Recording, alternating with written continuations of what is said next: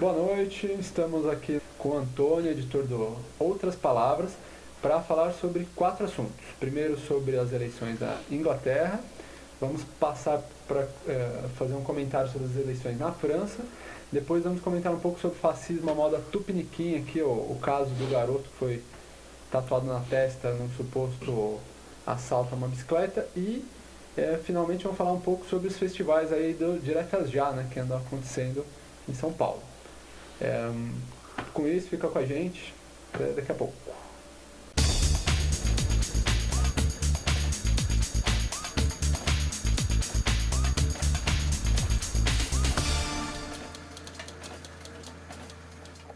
Antônio, o que você pode comentar para a gente sobre as eleições na Inglaterra? Temos um novo fenômeno lá que surgiu, né? Eu acho que é um fenômeno que a gente tem que acompanhar muito, Gunther. Surgiu uma nova esquerda com força eleitoral imensa por dentro de um partido tradicional, um partido que vivia muito adormecido, um partido com uma história bonita, de luta pelos mais pobres, mas adormecido há 50 anos. Que é o PT de lá, né? Mais ou menos. Mais ou menos. É um partido mais acomodado, era um partido mais acomodado ainda do que o PT. E o partido que com o Tony Blair, no final dos anos 90, apoiou todas as políticas neoliberais, fez todas as guerras que os Estados Unidos quiseram e, de repente, no interior desse partido, você veja como uma movimentação nova. É grande a necessidade de criar instrumentos novos. Em alguns países surge que nem o Podemos, totalmente do zero. Em outros países surge uma liderança, isso foi importante na Inglaterra, um sujeito de 68 anos, tradicional das lutas populares. Mal visto pela velha casta. Isso quase não conseguiu garantir a entrada na disputa. Ganhou o partido com apoio arrasador dos militantes, muitos jovens entrando no partido. Foi derrubado depois pelos deputados que não o aceitaram, voltou nos braços do povo, como diria Getúlio, e agora disputou as eleições contra a mídia completamente, contra a Theresa May, que era considerada a favorita absoluta. Quando ela convocou as eleições, tinha 24 pontos de vantagem e terminou quase empatado. Corbyn não ganhou, mas foi ganhador moral e político também. A situação é a seguinte: a Theresa May, que tinha a maioria no parlamento, perdeu. Tem uma dificuldade enorme para continuar no governo, porque o único partido que aceita se aliar com ela é tipo o Feliciano aqui do Brasil. É um partido da Irlanda, extrema-direita religiosa. E muitos membros do partido conservador da Theresa May falam que é impossível. E existe uma possibilidade, inclusive, do rei, né? Ou rainha, enfim, chamar o Corbyn para compor o governo, né? É muito engraçado, porque o Corbyn deu uma declaração hoje que ele vai começar uma campanha permanente, inclusive nas bases conservadoras, nos locais, porque lá a eleição é distrital, nos distritos em que os conservadores ganharam. Falou que o partido... Que ele vai atacar, digamos. Isso, que é entrar em modo de campanha permanente. Por quê? Pela lei da Reino Unido, o partido mais votado, no caso conservador, tem um certo prazo para formar o governo. Se ele não consegue, passa para o segundo mais votado, que são os trabalhistas, que não conseguirão também. Claro. Então convoca-se nova eleição. Interessante o processo. Isso poderia rolar. Foi o que aconteceu na Espanha, né? Na Espanha, nas últimas eleições, o mais votado, não, que o rei, no caso, né, chamou para formar governo, não formou governo, e o segundo mais votado, que já era vamos dizer assim, o primeiro, não sei se chama primeiro-ministro, enfim, acabou formando governo, que era o Rajoy do PP. Ou seja, é um processo muito parecido, só que um movimento inverso que o da Espanha, de uma certa forma. Isso. Agora, o interessante É isso, é a crise do sistema político abrindo espaço para alternativas que não eram consideradas viáveis. A mídia dizia que o Corbyn seria massacrado. A Economist, que é uma revista conservadora, mas em geral acerta as previsões, chegou a fazer um obituário do partido. É meio curioso, teve um escritor, né, que comentou que comeria o livro dele se tivesse o resultado que teve na Inglaterra, e efetivamente ele foi para o YouTube e começou a comer o próprio livro, assim, uma coisa meio bizarra, porque ninguém esperava o resultado, né? E surpreendendo, porque estamos no mundo todo numa maré conservadora, né? De repente surge um sinal de que nós não estamos fadados a essa maré, nós podemos agir. O que nós ficamos pensando aqui no Brasil, quando vai surgir espaço e articulação para uma alternativa como essa? Claro. Claro, porque às vezes tem países, como talvez seja o caso da Inglaterra e é o caso do Brasil, onde você criar uma nova opção política é algo bastante difícil, né? Você tem uma série de barreiras, né? As cláusulas de barreira, inclusive, se chamam assim, para a criação de novos partidos e de que ainda candidaturas independentes, nem pensar, né? Então, é interessante, né? Abre futuro. Mas e com relação à França? Temos aí França insubmissa, e que também teve um resultado meio curioso, né? A França, eu acho que indica a mesma tendência, mas com resultado oposto, porque o vencedor foi o Emmanuel Macron, é um ex-membro do Partido Socialista, que saiu do partido há 6 meses, fundou um partido novo, uma certa aparência de João Dória, um cara que diz que é fora do sistema, ele é ex-banqueiro, muito ligado ao sistema financeiro, ele é mais elegante que o João Dória. Ele não, mas atacando geral. Mas com esse discurso, o discurso do novo vazio também tem força nesse cenário. O João Dória demonstrou isso, também partiu do zero para ganhar no primeiro turno. O João Dória da França, só que um pouco mais jovem. Um pouco mais jovem e mais elegante, menos, como é que chama? Tracheiro. Claro. Mas ganhou, veja só, ganhou a eleição presidencial, criando um partido novo.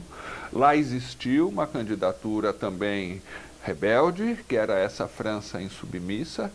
Foi muito bem nas eleições presidenciais, que aconteceram há um mês mais ou menos. O candidato chamava Mélenchon, esqueci o primeiro nome, mas Mélenchon, de uma organização nova chamada França Insubmissa. Na eleição presidencial, em que todo mundo aparece, a França é engraçado. Pela lei, todos os canais de televisão têm que dar o mesmo espaço para cada candidato. Independente dos resultados. Independente de nada. Interessante. E ele conseguiu quase 20%. Por 500 mil votos, ele iria para o segundo turno, no lugar da Marine Le Pen. Só que, na eleição parlamentar, esse partido não tem presença e não conseguiu. O Macron conseguiu criar presença nacional. As eleições são distritais, é difícil você ter candidatos. Macron conseguiu porque houve muitos candidatos dos partidos conservadores que migraram para o partido dele. Mas na eleição distrital você tem que ter gente conhecida em cada região para poder disputar o voto majoritário, né, daquela região. Então a esquerda foi mal. A França insubmissa teve 18 parlamentares. O Partido Socialista, que tem essa capilaridade, governou por muitos anos, tinha 300 deputados, caiu para 30. Ou seja, é um absurdo, né? Imagina você perder 270 deputados de uma eleição. Perdeu 90% do que você tinha, ficou com 10%. E o Macron explodiu, né? Teve o que, mais de 500? Não, mais de 400 deputados, né? Mais da maioria. Tem que lembrar que a eleição teve um índice muito baixo de comparecimento, menos de 50% dos eleitores. É um fenômeno mundial, né? Na Inglaterra não, é engraçado. Mas na Inglaterra, que foi uma eleição mais polarizada... Eu acho que tem o fenômeno do Brexit. Talvez. Essa saída da União Europeia é um tema que está mexendo muito. Pois é, todo mundo quer saber o que vai acontecer, vai sair de um jeito, vai sair do outro jeito, os direitos, os imigrantes, o direito de entrada e tal. Né? Circular no resto da Europa e tal. Tem gente que a gente está, inclusive, né, estudando aqui, está trabalhando ali. É um tema difícil, esse separatismo pós-moderno. É um tema complicado. Mas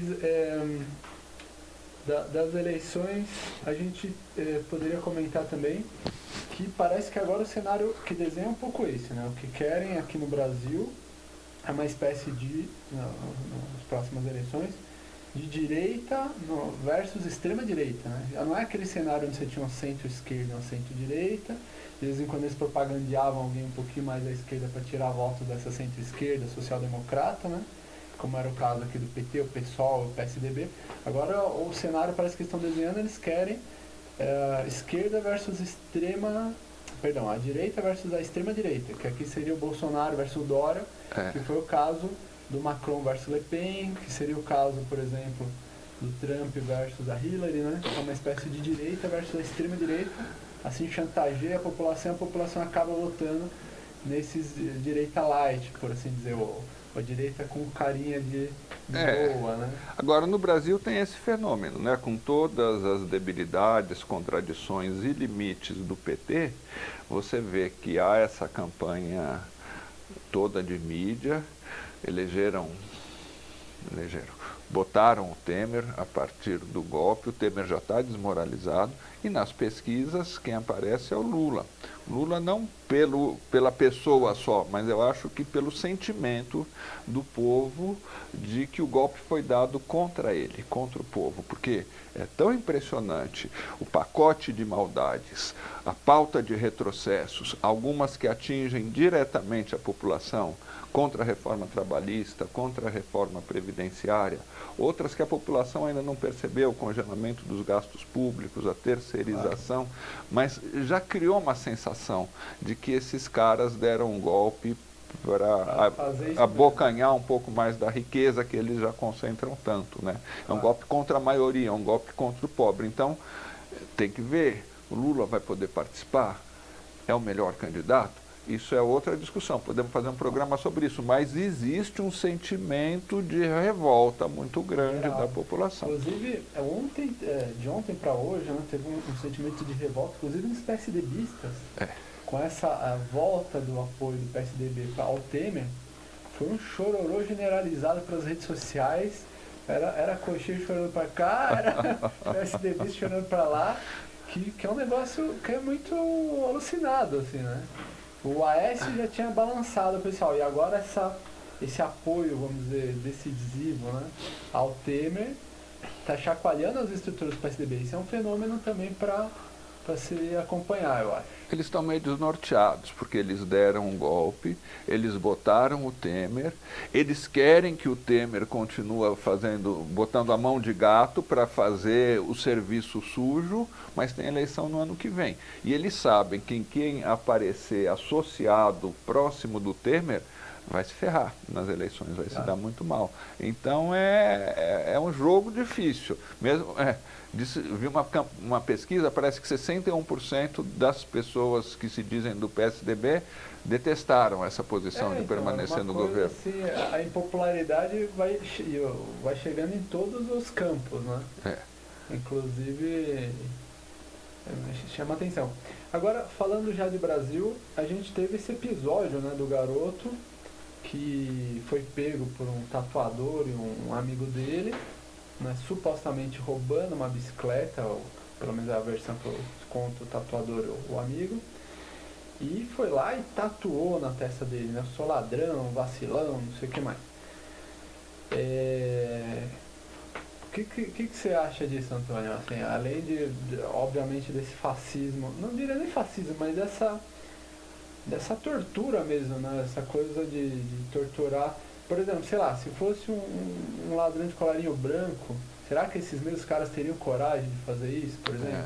Claro que não. O Boaventura Santos tem uma expressão que acho que é boa, é o fascismo social, né? nós não vivemos sob um regime fascista, mas se você examina a periferia, as pessoas sob toque de recolher, sobre violência policial permanente, sobre violência das organizações criminosas permanente também, o crime ajudado pela lei que oferece para ele o monopólio da venda de drogas, as pessoas vivem com medo permanente, é uma característica do fascismo. E isso chega a influenciar o cidadão comum, como esses caras que cometeram esse ato de maldade extrema e de estupidez, né? Se deram mal, inclusive, porque foram pegos e não tinha como esconder, tatuaram, né? Coisa mais idiota, o cara deixou a marca do crime pronta, né? Não tem nem como disfarçar mais. Não, era uma coisa de doido, totalmente, assim, né? Vamos pegar uma imagem aqui para mostrar, que eu acho que a maioria quem nos assiste já deve ter visto. Mas é um negócio, assim, totalmente absurdo, né? Pegou a pessoa e marca, né? Como você marcar um gado, imagina, né? Você pagar uma suposta violência com outra muito maior, não tem o menor cabimento, né? Uma coisa que eu acho curioso, que poucas pessoas falam também, porque teve muito apoio. O que eu acho que chocou muita gente não foi só o fato, que já é um fato chocante por si só, mas o que chocou também foi a quantidade de pessoas apoiando isso, principalmente nas redes sociais, na internet e tal. Né? Falando, tinha que tatuar mesmo, e tal. E o que chama atenção, às vezes, é o que a gente chama de desumanização mesmo, né? Esquecer o que leva, por exemplo, uma pessoa, né, como esse garoto, de repente, a estar ali vagando na rua, sem nenhuma assistência. Inclusive, ele já tinha um histórico de ter passado por alguns tratamentos psiquiátricos, estava tomando alguns remédios, porque ele tinha, parece que, déficit de atenção. Né? Você falou que a condição de vida dele é terrível, péssima, né? Parece que ele, segundo apuramos aí, ele vivia com o tio, né? Numa condição assim tão terrível de falta de grana e de tudo, que nos últimos 3 meses a água e a luz da casa desse rapaz estava cortada. E provavelmente já um nível de violência e de sofrimento tão grande que vive, que é um pouco como o caso da Cracolândia. Você começa a puxar a história das pessoas, você começa a entender porque cai para uma droga, porque cai para uma bebida, porque cai para certos comportamentos considerados tão ruins, mas como diria o antigo poeta, né? Reclamam desse fato e não reclamam das margens que comprimem né, a pessoa até ela chegar vamos dizer, nesse comportamento. Então, o que chama a atenção é isso, essa quantidade de pessoas apoiando. Por outro lado, a gente teve aí várias pessoas que apoiaram decididamente, né? Fizeram até uma campanha para pagar uma cirurgia. Uma vaquinha, né? Fizeram uma vaquinha online e tal, que foi bem, bateu a meta, né? Era uma vaquinha, acho que por volta de R$20 mil, se não estou equivocado. Até passou um pouquinho. Para variar, as pessoas que organizaram essa vaquinha foi um coletivo de periferia que um dos rapazes desse coletivo chama Afro Guerrilha, o nome do coletivo. Ele conhecia a avó desse garoto. E aí ele conversou com a avó, olha, quer que a gente faça para dar uma ajuda? A avó deu um aval, ele foi lá, fez. E esse coletivo começou a ser muito acusado, inclusive na internet está se defendendo, de ter pego dinheiro, não sei o quê, mas na verdade, como a vaquinha, né, que é um site que eles usaram para fazer essa campanha, ela demora, acho que não sei se é 20 dias ou 15 dias para liberar o dinheiro, e essa vaquinha foi feita nos últimos dias, tem que esperar o tempo, né? Então as pessoas mal esperam, já saem acusando 15 pedras na mão, pessoas que estavam ajudando. Teve um caso curioso também, que algumas pessoas que eram contra essa campanha para levantar fundos para o garoto entraram e fizeram boletos, inclusive um valor assim de 5, 10 mil reais, para meio que bater a meta da campanha. Para melar, né? Para melar a campanha, né? Então, enfim, o que chama atenção é essa crueldade mesmo extrema, ou talvez as pessoas que estão também na periferia ou em situações de muito contato com a violência, seja por parte da polícia, seja por parte dos ladrões mesmo, do tráfico e tudo isso, se sente tão com os nervos à flor da pele que pega uma situação dessa, não, eu tenho que matar mesmo, tenho que tatuar. Teve muita campanha de ódio político, né, de montagens usando fotos de políticos tatuando na testa de políticos. Então quem era de um bando tatuava na testa do adversário, que era um negócio também, e vice-versa, né? Que era um negócio também bastante esdrúxulo, né? Bastante empobrecedor, eu acho, da própria política, digamos. Né? Agora você vê que coisa interessante, eu acho que a gente tem que tentar examinar, inclusive, as consequências políticas disso. Tem, por um lado, a degradação moral, que é essa violência contra o garoto e as pessoas apoiando, é a mesma coisa no fundo. Perseguindo quem apoia. E, por outro lado, uma coisa que parte da própria região, das comunidades, de solidariedade. E se a gente for buscar esses exemplos de solidariedade, não faltam. E precisa, eu acho, muito você afirmar esse valor e você criar. É uma coisa que ocorreu muito na Grécia, é uma coisa que a gente já falou sobre isso, acho que no Chile também, a política não só como proposta, mas a política como atitude, como ação.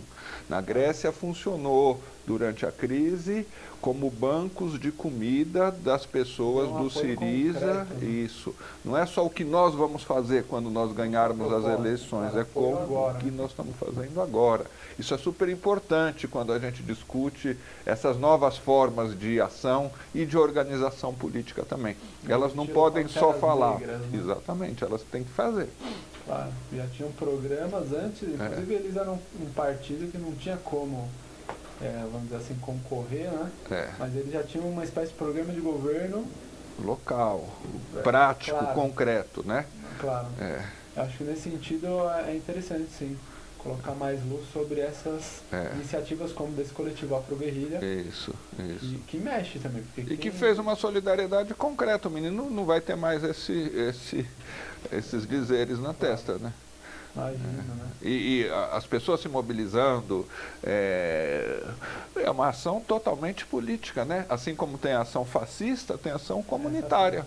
Agora, para o pessoal que é fascista, tem mais uma, vamos dizer assim, anedota desse episódio, que é o fato que o próprio pessoal que tatuou foi preso. Um deles, inclusive, era ladrão e já tinha passado, eu acho que pegou 5 anos de cadeia, uma coisa assim. Então chama atenção essa coisa também brasileira de realmente, que eu acho que como brasileira eu vejo pela época do golpe, assim, né? Fascismo brasileira que não se enxerga, né? É totalmente incoerente, porque tatua na testa do outro algo que, se ele fosse coerente com o que ele está fazendo ali, teria que tatuar na própria testa, digamos, né? Porque ele também era ladrão e também não deixava de ser vacilão pelo fato de tatuar na testa do outro e ser preso. Não acho que ele foi muito mais esperto do que ele... Pois é. Então é um negócio meio de louco. Está, né? Fazendo analogia com golpe, tem realmente aquela história da mulher que falou pelo meu marido e não sei o que, na semana passada foi preso por corrupção. Ou bem no dia da votação, né? Isso. E no dia seguinte o esposo foi preso. Então é um negócio de loucos. E poderiam citar um outro sem número de histórias, né? De incongruências, contradições similares, né? De o pessoal, os corruptos acusando os outros de corrupção, né? O que mais tem, né? Não é uma coisa maluquíssima. Como último ponto para conversar hoje, a gente tem a questão agora então dos diretas já, que estão tendo vários movimentos. Aqui em São Paulo a gente teve 2 festivais importantes, né? Nos últimos 2 domingos, com artistas. Esse último foi no Largo do Arocho, com as mulheres organizando. Inclusive parece que foi bem representativo, assim, bem forte. Teve muitos coletivos participando. A gente está para soltar um drops aí, eu mostrando algumas imagens. Não sei, eu acho que o tema é que alguns são contra, né, pelo menos dentro do campo progressista e de esquerda, são contra as diretas já. Mas parece que está pegando, né? Teve Bahia, 100 mil pessoas também, né? Foi da Bahia? Esse domingo, no Farol da Barra, tem uma foto muito bonita, inclusive. Está na capa do nosso Facebook, do Outros. Agora tem uma coisa muito interessante, Gunter, não tive nesse das mulheres, não estava aqui em São Paulo, mas fui do Largo da Batata no domingo passado. É um ato diferente dos atos tradicionais. Muita presença de músicos, não, na nossa página do Facebook. No Facebook. Muita presença de músicos, muita presença de juventude não ligada a partidos, juventude da classe média e juventude da periferia, uma forma diferente de ato, não aquele ato que tem aqueles discursos, aquela série interminável de discursos, falando quase todos a mesma coisa. A politização estava num certo sentido pela presença dos músicos. Tem coisa mais politizada hoje do que uma música dos Racionais, do que o Mano Brown, o cara da favela, o cara que denuncia o Emicida. Olha aí que beleza, legal, bem diante do mar. Denuncia o racismo, falando pelas diretas já. Então é uma outra forma de política. A presença, inclusive, das organizações mais tradicionais foi muito pequena. E teve 100 mil pessoas aqui, 150 mil no Rio, 100 mil aqui no Farol da Barra. Tem alguma coisa nova que está surgindo. E que consequência política dá para isso? Como formar essa garotada? Aqui no Largo da Batata, 80% das pessoas com certeza tinha menos de 25 anos. Era extremamente jovem o público. E essas pessoas, até porque não encontram uma forma de se organizar. A gente vai ter que fazer alguma coisa. Vai precisar criar algo novo, porque o que tem não está agradando, digamos. Né? Não está agradando. Muito bem, com isso encerramos mais uma análise da semana aqui com o Antônio, de Outras Palavras. Estamos acabando nossos pilotos, acho que mais uma semana a gente vai chegar ao formato. E agradecemos aí, né, o Antônio, aos que nos assistem. Aguardamos aí semana que vem, terça que vem. Valeu, Gunter, obrigado.